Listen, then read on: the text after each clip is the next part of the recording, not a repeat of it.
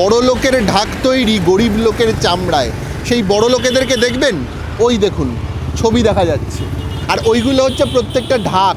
আপনারা জানেন যে শিক্ষামন্ত্রীর বিধানসভা এলাকা দমদমে একটার পর একটা স্কুল বন্ধ হয়ে যাচ্ছে।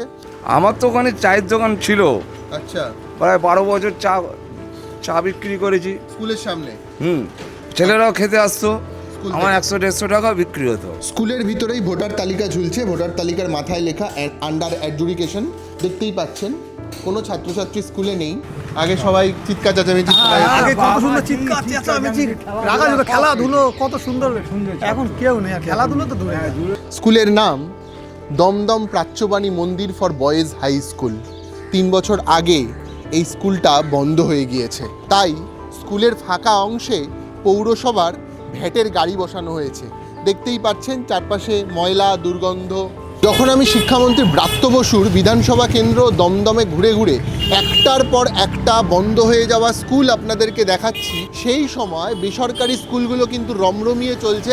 আপনারা দেখতে পাচ্ছেন যে স্কুলের করিডোরে প্রচুর মেয়েরা রয়েছে। এই স্কুল কিন্তু চালু, প্রচুর ছাত্রীরা এখানে পড়াশোনা করে। এটা কি বুথ কেন্দ্র তৈরি হচ্ছে? এই বুথ কেন্দ্রে একজন মানুষ কেন ভোট দিতে আসবে? মন্দির গড়বার জন্য, মসজিদ গড়বার জন্য, ভাতা পাওয়ার জন্য, নাকি তার পরের প্রজন্ম একটা ভালো সরকারি স্কুলে পড়বে তার জন্য? একটা সরকারি স্কুল শিক্ষামন্ত্রী ব্রাত্য বসুর বিধানসভা এলাকায় বন্ধ হয়ে গিয়েছে।